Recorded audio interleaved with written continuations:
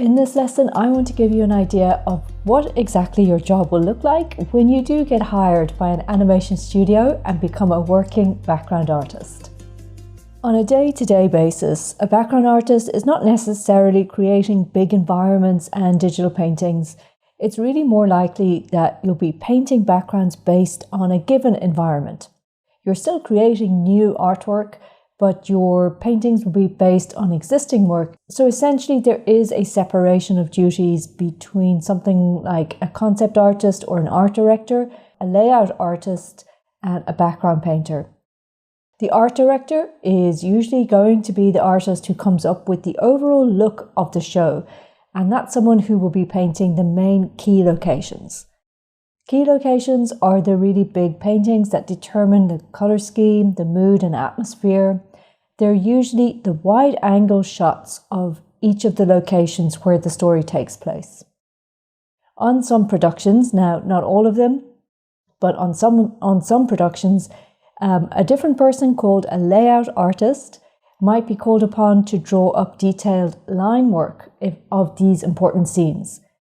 However, on most shows, the background artist might be called upon to both draw up a shot or a scene in line and also to paint it. So your skill set definitely needs to be able to cover clean line work as well as glorious colour in your painting. So let's say on a show you've got something like 10 key locations that have already been determined, they've been painted up by the art director, and you also have a locked storyboard that was completed in pre-production and which shows exactly in every shot where the characters are and things like that. That storyboard will also give an indication, not always exact, mostly just an indication of what the background is going to be. What happens then is that you'll be assigned each scene as indicated in the storyboard, shot by shot, and you'll have to make up backgrounds for every scene based on the art direction and based on the key locations.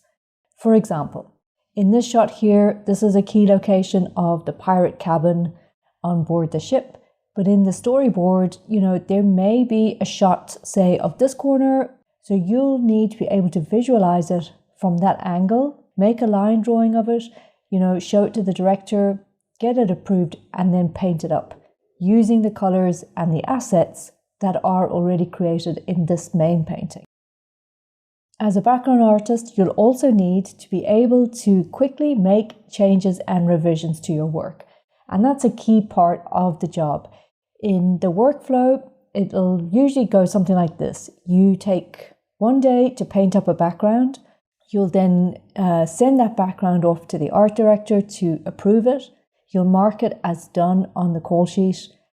And then you come in the next day and you check the call sheet to see if that background has been reviewed. And if it has, what are the notes?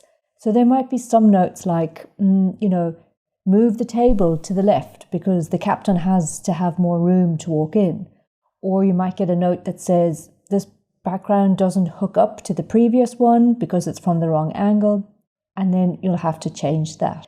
So your revisions aren't really ever going to be that huge, I would say, but you do need to be able to quickly turn those revisions around and move on to the next background. When you have made your revisions, you need to save that file out as a VO2, place it back in the production folder, and never save over or delete your version 1 because they may need to go back in and use that again. So once that's all done, you can have a break, have tea or coffee, and then you can start on the new background for the day, which will be waiting for you in your to-do folder, and that will be based on the next panel in the storyboard.